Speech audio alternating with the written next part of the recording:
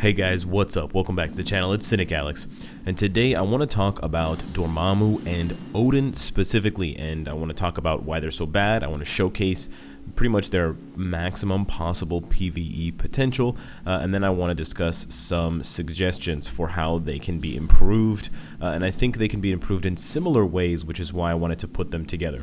So this first showcase is going to be Dormammu.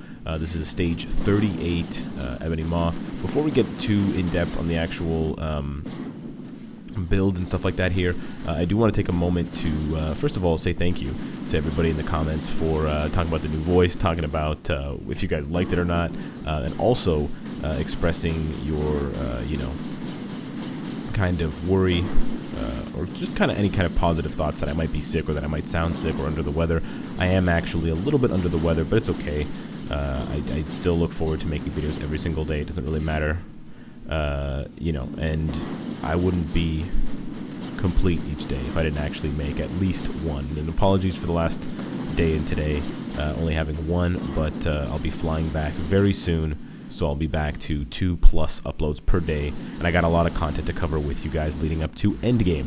But anyways, back to the coverage of Dormammu here. We've got a stage 38. Oh my god, I missed that. Are you kidding me? We got a stage 38 Ebony Maw. 38 is actually pretty high. Keep in mind, I've got a damage proc on Dormammu. I've got the double support kind of leadership situation. So Ghost Panther gives the 50% fire damage in addition to the additional damage to villains, in addition to the crit rate, I believe, or maybe not crit rate. But anyways, he's got basically two buffs, and then we've got the additional 70% from Satana. So we've got a lot here going on. Also, for his actual build compared to Odin, as you'll see later on, he actually has a damage proc. Dormammu does have a fire damage, I think 180 damage proc, so what you'll see when it procs, I'm generally trying to hit it on the one cancel 5 skill, and I just missed it there because there's honestly not that many hits to it, but he just doesn't do that much damage, even though Ebony has pretty low defenses, and I did bring along both of the Mind Control Sisters, Invisible Woman and Scarlet Witch, just to make things a little bit easier for Dormammu, because he has low defenses, especially as level 60. He gets like 2 or 3 shotted by Ebony Maw's attacks, and so having those Mind Control situations really helps him to not only do damage, but heal up. But he's able to do it because of my cards, because of my raid level, because of my Valor.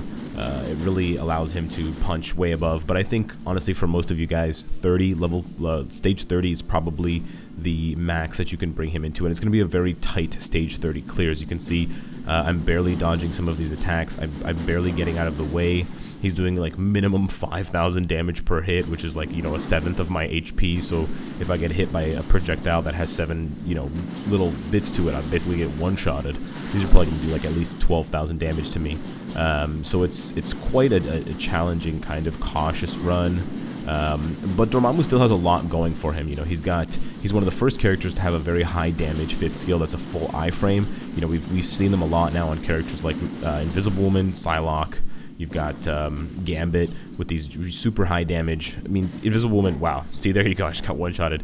Invisible Woman's 5th skill is not that high damage, but especially characters like Gambit and Psylocke, they lock you down because you can't target them during that 5th skill, but they're also doing massive damage. So he does have that going for him. He's got, of course, the Revival, which is why I haven't lost the stage yet. He's got the periodic heal, as you'll see him popping off for like 6 or 7k, which can be augmented further on if I were to build a more defensive obelisk for him, or like a CTP of regen, but there we go, I just died. He does have some good things going for him. He's got the nice damage, he's got the energy spike as well, he's got the reflect. Dormammu is definitely no slouch, but he is very weak defensively despite being a universal with high base stats. He gets one-shotted very easily, just because he's got no uniform, and these stats are just low for his for him. Even though my build is not very good, there's just nothing much you can do about it. I mean, I've got mostly 5-star Uru anyways. There's just not much. Well, I mean, I stripped some of these. He used to be a lot higher. I used to have Awakened ISOs here. I took them off and gave them to new characters. But we've got a fire damage 180 proc. It doesn't get a lot better than this, but even like a level 60 Human Torch completely outclasses Dormammu. And he's Dormammu. He's the Lord of the Dark Dimension. He's the ruler. He's his, it's just insane. But there are ways to fix Dormammu. So we're going to go ahead and showcase Odin now, and then we're going to talk about how we can fix both of these characters. So in Odin's case, we're going to go for, Odin has a much more defensive build, so we're going to go for an easier world boss. We're going to go for Corvus. For Corvus, we're going to give him both Nick Fury and Shuri, because honestly Odin needs it really bad, and then we're going to give him the 5 strikers because he needs the ignore dodge. So he's not going to get the mind control, which I think he'll also need, but despite the fact that Odin has a lot of defensive abilities, he's got the damage reduction, he's got the guard hit on the 3rd skill that refreshes, and he's got lots of iframes. Corvus's bleed and other mechanics can actually penetrate through that, and so because of that, you have situations where, and that initial damage is actually being done by Nick Fury, not by Odin, but you have situations where I can't actually even rely on the guard hit to protect myself against Corvus. So you'll see in the fight now, his damage is fairly low because I don't have a damage proc. I've got a defensive build, I've got kind of an AC build going on here, but whenever Corvus throws his glaive at me, I absolutely have to do my 5th skill, or I have to iframe, because the guard hit is just going to get penetrated by the bleed, and I'm going to take massive damage, and I would have taken massive damage as well from that poke. And then he'll just die, but the damage is just is not there. But like Dormammu, Odin has abilities that make him a good fit kind of universally for the game, and I don't mean to pun unintended that time, guys. Odin has multiple iframes, which I don't think if they make a new uniform for him, I don't think they're going to take away his iframes, so he's going to have that. He's got the flat, I think 50 or 30% damage reduction. That's really good. Most meta characters, Strife, Thanos, etc., they have either damage reduction against heroes, which is 2/3 of the game, or they just have flat damage reduction against all characters, which is a super strong ability in PvP and PvE. Odin also has a cancel ignore, which means that he can't have his ability stripped, so he's not vulnerable to different kinds of moves. Doctor Strange's 2nd skill, Thanos' 1st skill, he can't have things taken away from him, like his invincibility obelisk proc and things like that. He's got some other nice abilities. Of course, he's got a super meta leadership, the debuff removal, in addition to the all resistance up. And the debuff, in addition to the all resistance up, was actually seen as an upgrade over Jean Grey's, because it kind of helps counter her, because I don't know, I got stunned there. Because in addition to the debuff, which allows you not to get time frozen and stuff like that, webbed up, you've got resistances against elemental damage type characters. Now, not many elemental damage type characters outside of a few mind damage personalities are really, and I guess Luna Snow, but not in PvP, are really dominating. But you can see here the bleed is going through the shield, which makes it kind of useless, and I'm forced to use either iframes or, in this case, the immunity. Now, we're probably going to get through this stage. I could possibly do a slightly higher stage, but we're talking like 35 max. And that's pretty sad for a character that costs as much to build base as someone like Thanos. But he definitely still has abilities that make him a viable option. He's got large AoE on a lot of his skills, the iframes, as I've mentioned, but then he's got a lot of defensive abilities. He's basically just missing a heal. I think a heal would have made him a much more powerful character, and that would have given him a lot more longevity long term. But enough with the battles. We're going to go and look, and now take a look at what we could actually do to change these characters to make them better, because I think both characters are due. They're definitely both due. Some people are hoping and speculating for a War of the Realms update after Endgame, which centers around Asgard, but it includes the 9 realms. So it's absolutely possible that one or both of them could get a rework for that.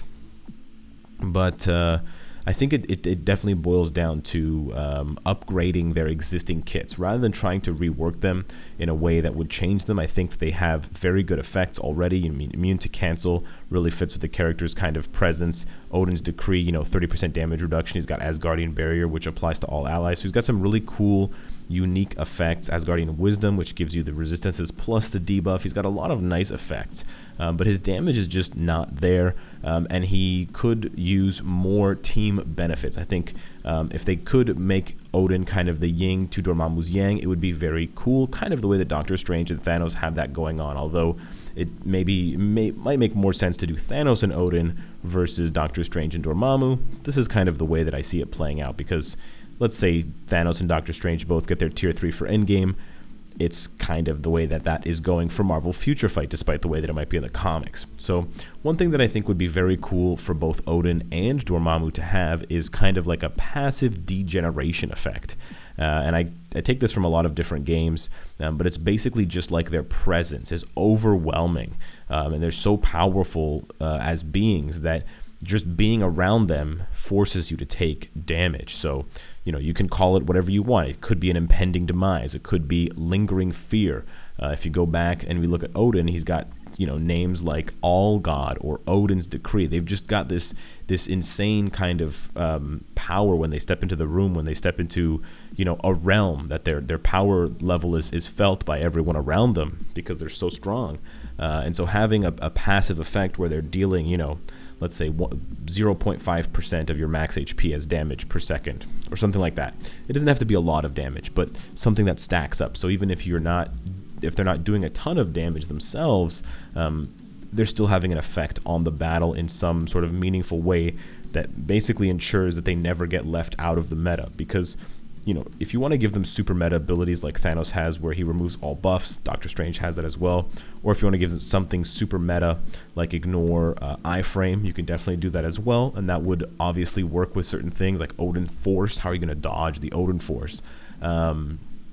But those types of things are already present on other characters. But I like to imagine that Odin and Dormammu have something kind of special and that makes them unique. And so I really think the degeneration effect would be nice. And if they gave it to both characters in similar numbers, it would be a really cool way of kind of having like the good and evil side of the degeneration, where if you're fighting against Odin, you're going to constantly take damage, so you have to be careful. You have to bring a healer, or you have something like that. Same thing goes against Dormammu. You're stepping into his dimension, you're going to be constantly taking damage. As far as the rest of their kit goes, I actually wouldn't change a lot of it. I mean, of course I would bump up the damage numbers, and if they get uniforms and they get level 70, etc., that's also going to bump up their damage numbers.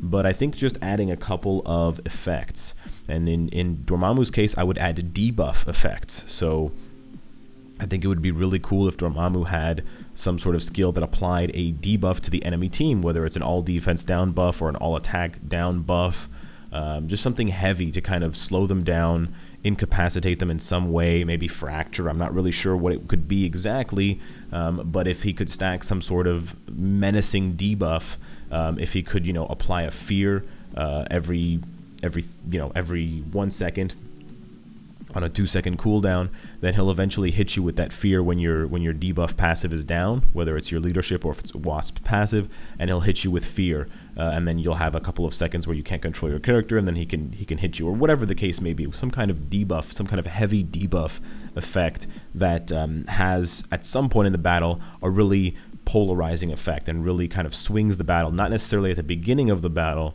like something like Deadpool's all defense down, but at some point in the battle. On the other hand, for Odin, I think he should have some sort of team buff effect. So whereas, again, kind of playing them off each other black and white, Dormammu having this kind of evil presence that creates a debuff for your team, like as an enemy, Odin would kind of be the rallying force in order to kind of get you through some sort of bad situation. So it'd be really cool to see Odin giving his allies some sort of effect. So he's got this Odin's Decree that gives himself damage reduction, but if he had something similar that he gave, all allies 15% damage reduction, or if he gave them all 50% all resistances to beef them up against elemental types and to kind of really counter Dormammu, I think it would be very, very cool. We've already seen characters like Volstagg, who are quite similar as Asgardians to Odin, giving things like Lion of Asgard, which gives all allies or all hero allies 20% decrease all damage received. And then you've got other characters like Thing, who are giving all attack bonuses and super armor to all of the Fantastic Four. You could combine something like that, some of those effects. It could be only to Asgardians, or it could be to all hero allies. I just think it'd be a really cool way of designing these two characters in a way that would play off each other. It would make for a cool update if they were featured together, or if they were featured kind of back to back. This month we're doing Odin and the Asgardians. Next month we're going to look at the Dark Dimension, Hellstorm, Satana, etc., and the big baddie guy himself, Dormammu, and you could kind of play it off that way. And I think the community would really love that, because I know a lot of you guys have said for a long time now, Dormammu and Odin suck ass, and they need to stop sucking ass. So this is my way of introducing some ideas to you guys. I'm really curious what you guys think as well about Dormammu and Odin. Hit me up. Let me know if there's higher stages of, you know, PvE or PvP content that you can clear with them, possibly Shadowland or something like that. I think kind of 50 or 60 is their absolute max, but I could be wrong. Subscribe if you enjoy the content and you want to support me. And of course, if you like what you see, I hope to see you again tomorrow. Take care.